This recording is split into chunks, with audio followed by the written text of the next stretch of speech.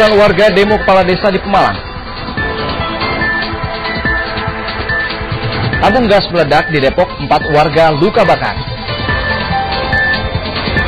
Reaksi dunia atas persidangan Aung San Suu Kyi.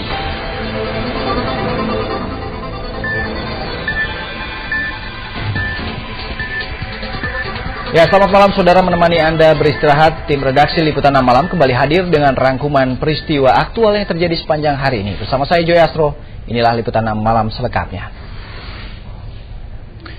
Saudara, diduga terlibat sejumlah kasus korupsi Kepala Desa Jebet Utara, Pemalang, Jawa Tengah di demo ratusan warganya. Mereka mendesak Kepala Desa segera mundur dari jabatannya.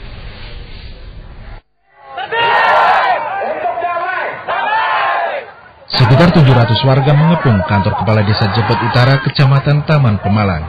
Kedatangan warga ini untuk mendesak Kepala Desa mereka, Gigi Wahyu, mundur dari jabatannya. Aksi yang dikawal ratusan personil kepolisian itu diwarnai pembakaran patung Kepala Desa. Aksi sempat memanas saat perwakilan warga tengah berunding dengan Kepala Desa. Pasalnya meski didesak mundur, Gigi Wahyu tetap ngotot mempertahankan tampuk kekuasaannya. Setelah melalui negosiasi cukup alot, Wahyu akhirnya bersedia menandatangani tuntutan warga. Hasil kesepakatan itu kemudian dibacakan di depan warga. Wahyu diduga kerap menyelewengkan uang yang diperuntukkan bagi pembangunan desa. Dugaan ini telah dilaporkan ke Bawasda Kabupaten Pemalang. Namun Wahyu, sang kepala desa, membantah tuduhan itu. Rudiarto melaporkan dari Pemalang, Jawa Tengah.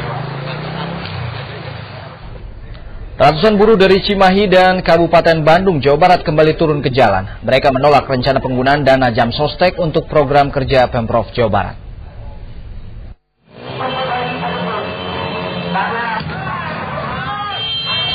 Beberapa buruh melakukan sweeping ke sejumlah pabrik di kawasan industri Lewi Gajah. Mereka memaksa buruh yang tengah bekerja untuk ikut berunjuk rasa di Komplek Gedung Sate Bandung.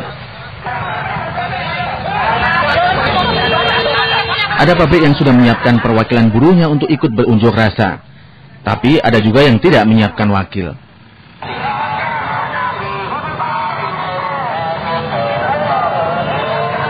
Di depan Kompleks Gedung Sate ini, para buruh menggelar unjuk rasa. Mereka berorasi menuntut pembatalan kerjasama antara Pemprov Jawa Barat dengan jam sostek. Buruh menilai dana jam sostek yang akan digunakan untuk pelatihan dan sertifikasi adalah uang mereka. Sementara program pelatihan dan sertifikasi adalah bagian dari program gubernur yang sebelumnya dijadikan bahan kampanye pilkada.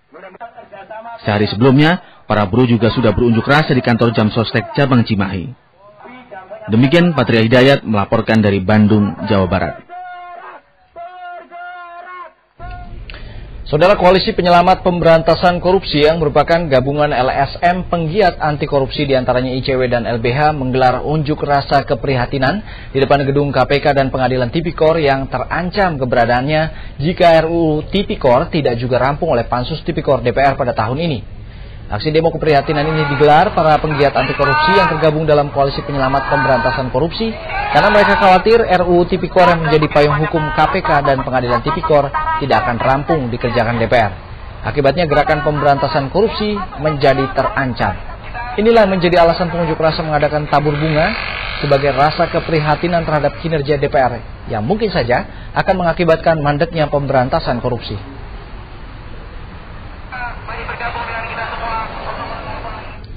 Kita ke informasi lain, saudara. Untuk kesekian kalinya, tabung gas LPG 3 kg meledak dan menyebabkan korban luka-luka di Depok, Jawa Barat. 4 orang luka bakar dan lokasi ledakan juga hancur berantakan, padahal tabung gas baru saja dibeli. 4 pasien Rumah Sakit Umum Daerah Cibinong, Bogor, Jawa Barat ini adalah korban ledakan tabung gas LPG 3 kg. 3 dari 4 korban ini berasal dari satu keluarga yang terdiri atas ibu dan anak-anaknya. Salah satu korban yang merintih kesakitan ini adalah Niki yang dirawat di ruang unit gawat darurat karena hampir seluruh tubuhnya menderita luka bakar serius. Tidak hanya pemakai gas yang menjadi korban, Kartaman, penjual gas, juga menjadi korban sambaran api akibat tabung gas bocor. Tapi jarak dapur sama itu jauh. Jauh. Saya biasanya nggak jadi. 5 meter ada kurang lebih. Di kompor, saya jadiin kompor nggak apa-apa. Enggak, maksud saya tadinya kan ledakan itu jauh ya, Bu? Jauh, dan ditaruh sumur itunya. Itu ke atas nggak? Enggak, cuma itunya keluar. Saya bersama itu api. Akibat luka bakar yang cukup parah itu, pihak Rumah Sakit Umum Cibinong berencana akan merujuk keempat pasien ke rumah sakit lain yang memiliki peralatan yang memadai dan ruang isolasi untuk merawat para korban ledakan tabung gas LPG ini. Iya, wajah sampai kaki semua kena wajah, jadi kita perlu fasilitas yang lebih baik, harus dirujuk ya. Akibat ledakan yang terdengar hingga radius 1 km ini juga menghancurkan dapur dan kamar mandi korban yang tinggal di Kali Baru, Sukmajaya, Depok. Nayudi melaporkan dari Depok, Jawa Barat. Bergerak lebih cepat dan memanfaatkan setiap kesempatan yang ada. Inilah yang tengah dilakukan Yusuf Kala. Kunjungan kerja ke Yogyakarta pun dimanfaatkan untuk menemui Sri Sultan Hamengkubuwono, para santri hingga pedagang di pasar.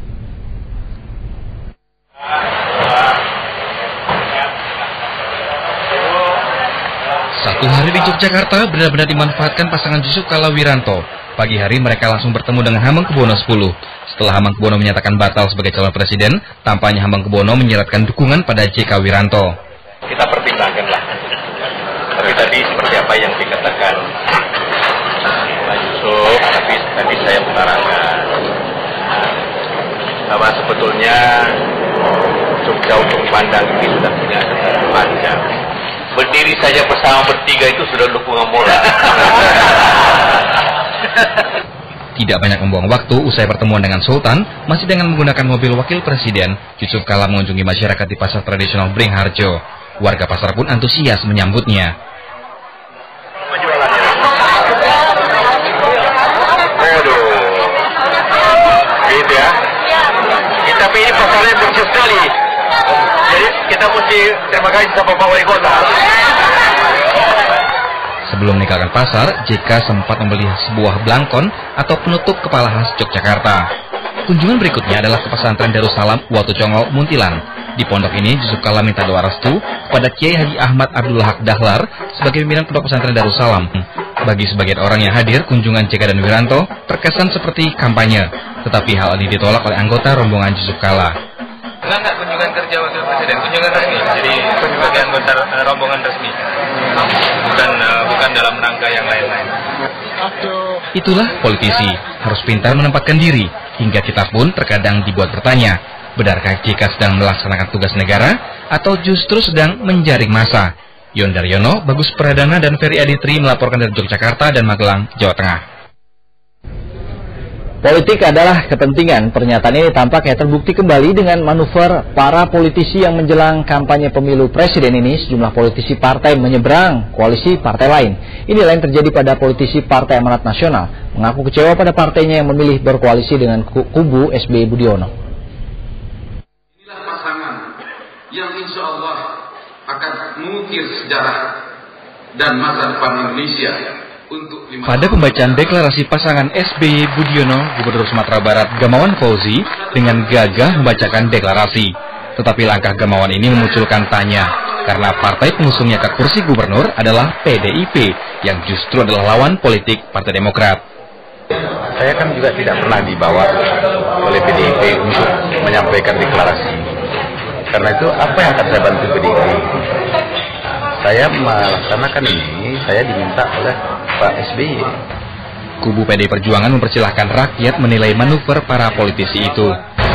Menurut beliau, komitmen itu tidak perlu dijaga sampai akhir masa jabatan, ya silakan saja.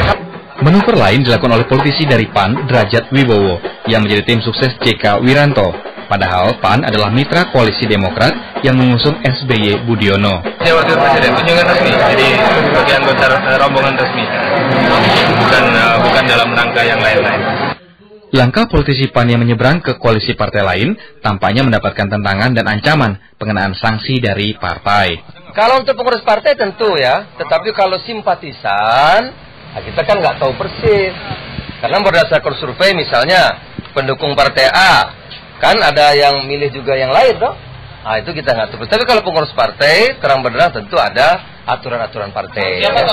Memang menjadi hak setiap orang untuk menentukan pilihan, tetapi itulah politik, tidak bisa ditebak dan semua didasarkan atas kepentingan.